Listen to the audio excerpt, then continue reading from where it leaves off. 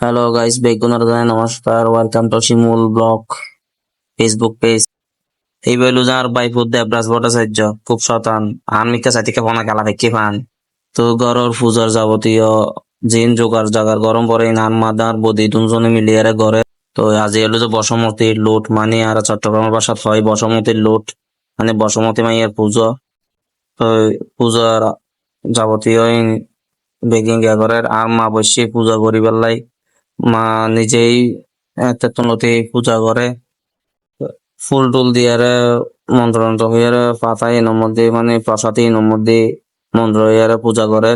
মা তেতনতি মানে বসমতে মায়ের পূজা এই নাস্তা ইং করতো।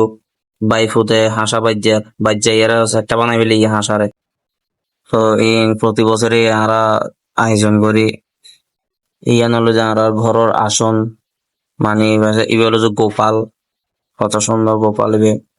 তো পূজা টুজা বেগিন কমপ্লিট ওগি তারপরে এখন আত্মরা এনেকা না দেখাইলাম পূজার বেগিন আমার নস্বার করে আমিও একটা নৌতো করে নস্বার করে ভগবানের কাছে কিছু চাইলাম। তো এরা বাইরে যার মা বসমতি দিবা ভাই দেখা বইতে কি তারও দোলে রাই গেলাম গই কোনো বাইরে যাই উঠানো যায় এরা বসমতি মায়ের ডাকি এরা পূজা টুজা দে।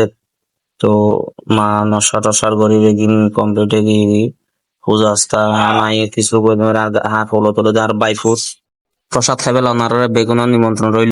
আজি আর ব্লগ এতটুক।